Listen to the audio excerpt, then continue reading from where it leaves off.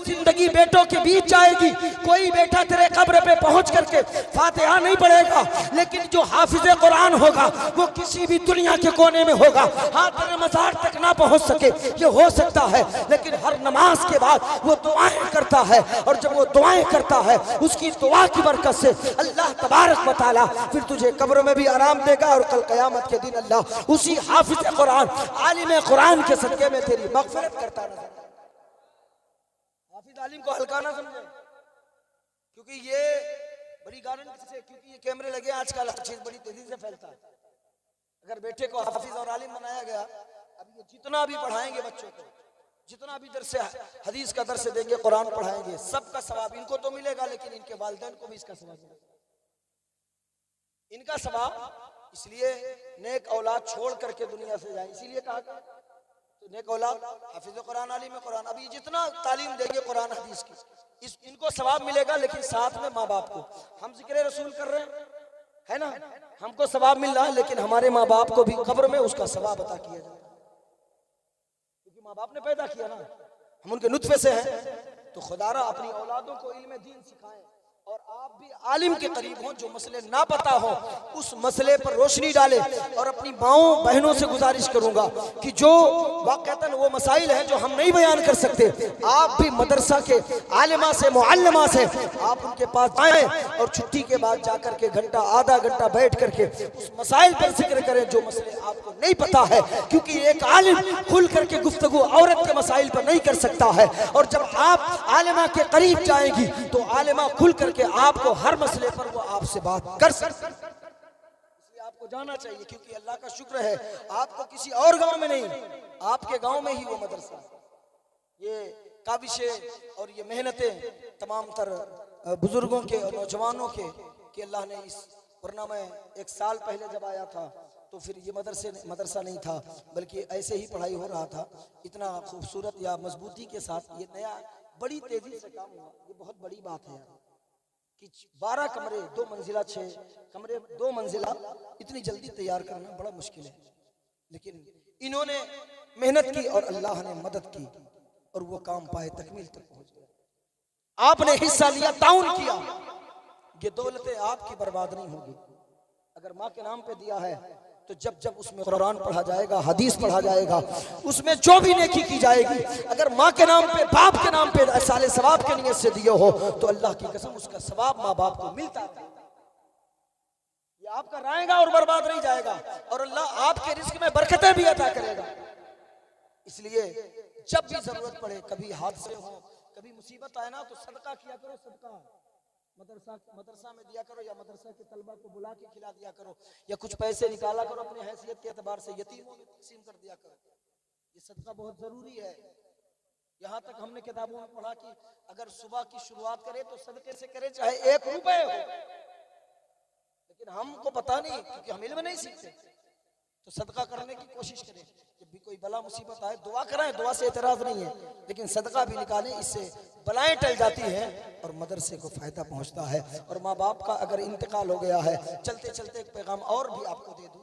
एक बात बताएं, हमारे तरफ रसूम है, आपके यहाँ है नहीं जानता, लेकिन एक पैगाम दे रहा हूँ, अगर समझ में आए तो एक्सेप्ट करना, कबूल करना, वरना कोई बात नहीं, मेरी बात मुझे वापस करना।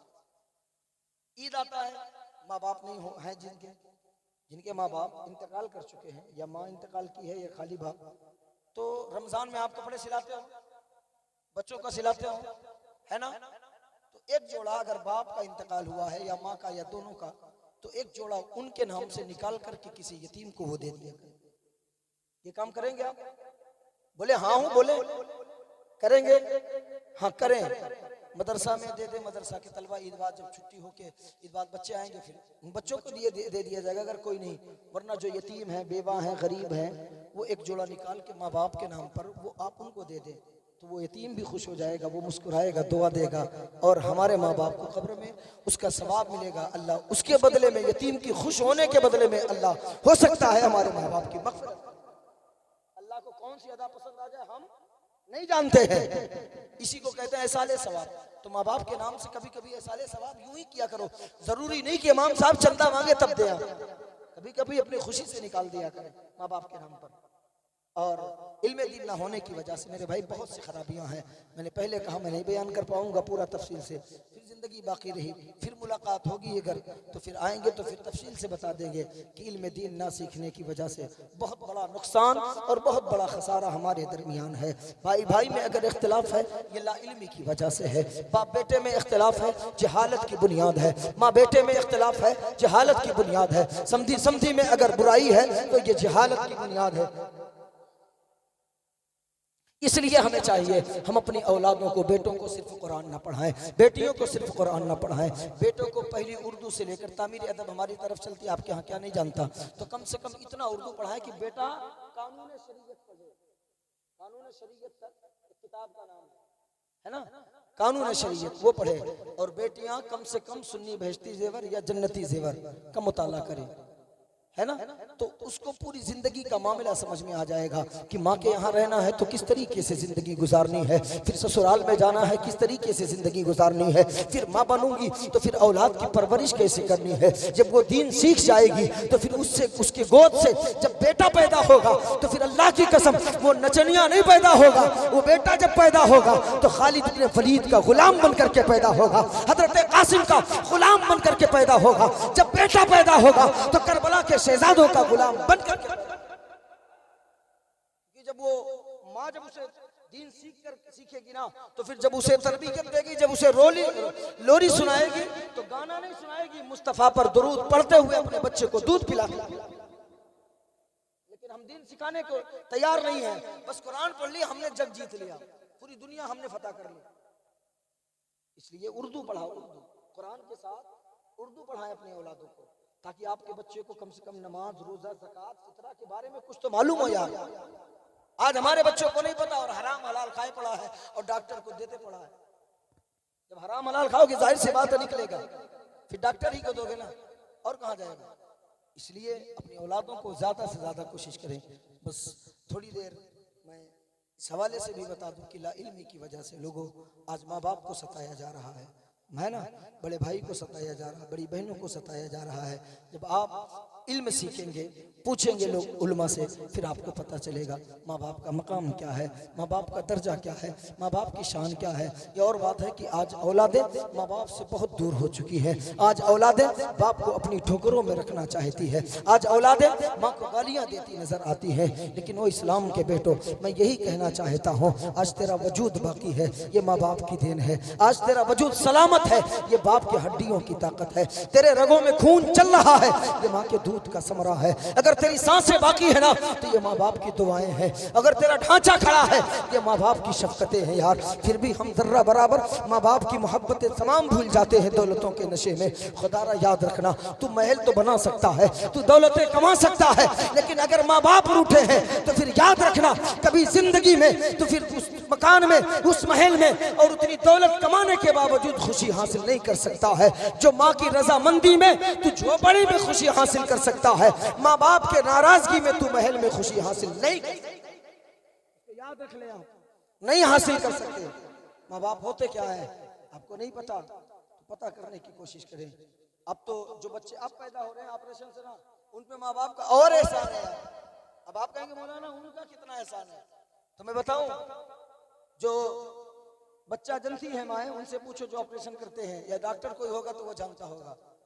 जब माँ को ऑपरेशन डॉक्टर करता है ना तो डॉक्टर पहले ही साइन कराता है कि ये मर जाएगी या बच्चा मर जाएगा, मेरी गारंटी नहीं है।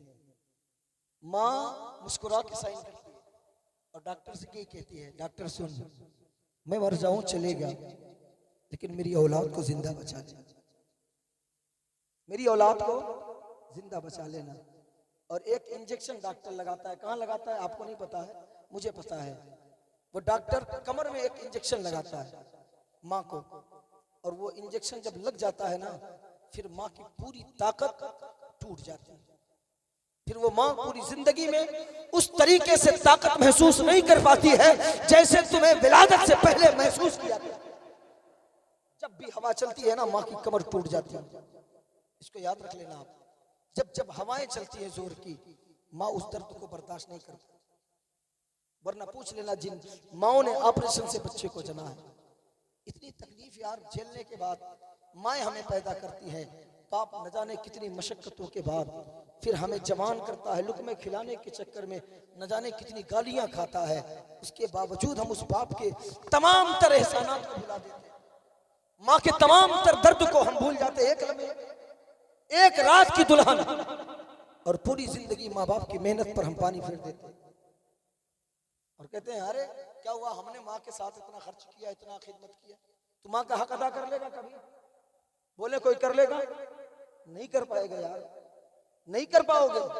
सर रगड़ करके माँ के तलवे में मर जाओ फिर भी तुम माँ का हक अदा नहीं कर पाओगे, नहीं कर सकते हो। माँ वो चीज है, नहीं हक अदा कर पाओगे। और यही वजह है कि हक अदा क्यों नहीं कर पाओगे पता? आपने देखा भी होगा, सुना भी होगा, अगर किसी की माँ अभी 10 दिन कंटिन्यू हॉस्पिटल में हो और डॉक्टर ये कह दे कि बचना ना मुश्किल है, अब ये बच नहीं पाएगी, अब वो बेटा पैसा बचाने की भी कोशिश करेगा, इल्ला माशाअल्लाह कुछ बेटों को छोड़ो यार, जब मर जाना है तो पैसा काहे को लगाए। फिर 2 रात जागेगा, तीसरी रात जागेगा, चौथी रात दुआ करेगा अल्लाह उठा ले, अब नहीं देखा जाता, अब नहीं झेला जाता। कितनी रात? 2 से 3, 3 से 4 रात जागने में सारी औकातें तुम्हारी बाहर हो जाती हैं। और माँ का हक अदा क्यों नहीं हो सकता है? 4 दिन तू माँ के सिरहाने खड़ा रहा हॉस्पिटल में, तो दुआएं करने लगा अल्लाह उठा ले, अब देखा नहीं जाता, जिससे भी मिलता है यार दुआ कर दे, अब नहीं बर्दाश्त हो रहा है, माँ को अल्लाह उठा ले, अब नहीं देखा जाता है। लेकिन गारंटी से कह के जा रहा हूँ, जाके अपने घरों में अगर माएँ जिंदा है तो पूछ लेना, 4 दिन नहीं, अगर 4 महीने तक तू बिस्तर पे पड़ा रहे बीमार, तो तेरी माँ कभी ये दुआ नहीं करेगी अल्लाह तू इसे उठा ले, अब खिदमत नहीं होता है, अब इसकी परवरिश नहीं की जाती है। अल्लाह की कसम, जब जब माँ दुआ के लिए हाथ उठाएगी यही दुआ करती है, ओ बारी के ताला इसकी बीमारी मुझे दे दे और मेरी जिंदगी इसे अता कर दे, मेरी औलाद को जिंदगी की भीख अता कर दे। ये माँ होती है माँ। लोग कहते हैं बस अरे क्या किया है आपने, पैदा किया, आपका फर्ज था, बस इतना ही था, कर लोगे तुम उतनी? 4 दिन माँ का कपड़ा धुलना पड़ जाए, सारी औकात बाहर हो जाएगी। कई साल तक तुम्हारे कपड़े को धुली पता है? पेशाब पखाने को कई साल तक धुलती रही।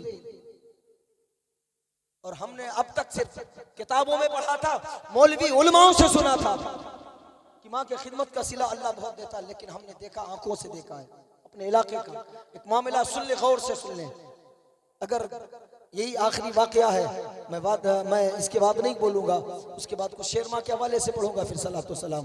बस यही बात जान ले कि माँ की खिदमत का सिला अल्लाह कितना बड़ा देता है। 4-5 भाई हैं वो लोग, माँ इतना बीमार हो गई, इतना कि पेशाब पाखाना और उल्टी बिस्तर पे करती। हम लोगों ने देखा तो बेटा कोई उसके करीब ना जाता, जो सबसे बड़ा बेटा था ना वही रहता उसके करीब। तो सारे बेटे कमाने लगे थे, अब उसके करीब नहीं जाते, मरना है तो बिस्तर पे, अब सब कुछ हो रहा है तो मर जाएगी। लेकिन जो बड़ा बेटा था ना, ये छोड़ा नहीं। हमने आंखों से देखा, जब माँ उल्टी करती है ना, बेटा ऐसा हाथ फैला देता, अल्लाह, बेटा हाथ फैला देता, उल्टी को अपने हाथ में लेता, पखाने को हाथ में ले जाकर के फेंकता। बड़ा तरस आता गाँव के लोगों को, और वो इसी माँ की खिदमत में लगा रहा, कई महीनों तक खिदमत करता रहा।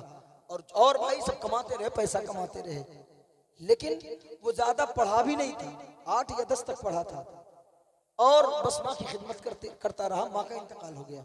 माँ के इंतकाल के बाद अचानक से देखे माँ की खिदमत का सिला अल्लाह कितना देता। वो बहुत पैसे वाले हो गए, उनके पास बहुत पैसे हो गए, क्योंकि वो कमाने में लगे थे, ये माँ की खिदमत कर रहा है। लेकिन अचानक से न जाने कैसा वक्त ने करवट लिया। मैं तो यही कहता हूँ, ये वक्त ने करवट नहीं लिया है। बीमारी के वक्त जब उल्टियों को अपने हाथों में लेता रहा, माँ के पाखाने को अपने हाथों से साफ करता रहा, तो माँ ने दिल से दुआएं दी होगी कि इधर माँ का इंतकाल होता है, चंद महीनों में उसकी सरकारी जॉब लगती है। आज अल्हम्दुलिल्लाह वो बेटा तमाम बेटों में सबसे अमीर सादा बेटा। ये माँ की खिदमत का सिला है यार। इसलिए माओं की खिदमत किया करो, बाप की इज्जत किया करो और बाप की खिदमत किया करो। इसलिए कि बाप मरने के बाद फिर बाप का चेहरा ढूंढते फिरोगे, नहीं मिलेगा। माँ का चेहरा ढूंढते मिलोगे, पूरी दुनिया में माँ का चेहरा तुम्हें नजर नहीं आएगा, पूरी दुनिया में नजर नहीं आएगा माँ का चेहरा, बाप का चेहरा नहीं दिखेगा। फिर तरसते रहो, फिर इंतजार करते रहो, कुछ नहीं होने वाला। अल्लाह ने ये नेमत दी है, खिदमत कर ले। अल्लाह ने ये नेमत दी है, इनकी इज्जत कर ले, कदर कर ले, मोहब्बत कर ले, प्यार कर ले। और जितना वक्त हो सके ना उतना वक्त अपने माँ बाप को दिया करें। माँ बाप तेरे पैसे के नहीं भूखे हैं, माँ बाप तेरे वक्त के भूखे हैं। कभी लाड प्यार से माँ के करीब बैठ करके बोल लिया कर, कभी माँ बाप के करीब बैठ के मुस्कुरा लिया कर। वो तेरे चेहरे पे मुस्कुराहट देखना चाहते हैं। वो तेरी दौलत से नहीं मोहब्बत करते हैं, बल्कि वो तेरे जिस्म से मोहब्बत करते हैं। क्योंकि हमेशा एक माँ को, एक बाप को अपनी औलाद की फिक्र होती है, उसके जिस्म की फिक्र होती है। बॉम्बे सऊदी अरब से जब भी बेटा आता है ना, तो बीवियों की नजर, बहनों की नजर, भाइयों की नजर, हो सकता है दौलत पे हो, लेकिन माँ बाप की नजर सेहत पे होती है कि बेटा दुबला हो गया, खाता नहीं था क्या। तो इसलिए वो तेरे दौलत से नहीं प्यार करते, बल्कि वो तुझसे प्यार करते हैं और बगैर किसी फायदे के तुझसे मोहब्बत करते हैं। फायदा नहीं होता तुझसे, वो तेरे, तू उसकी औलाद है ना, इसलिए तो अल्लाह ने ये नेमत दी है ना, तो इनकी खिदमत कर ले, कदर कर ले, प्यार कर ले, मोहब्बत कर ले। इंशाअल्लाह फिर कभी मौका मिला, आपने फिर कभी दावत दी तो इंशाअल्लाह फिर गुफ्तगू होगा कुछ शेर माँ के हवाले से जो हुक्म है।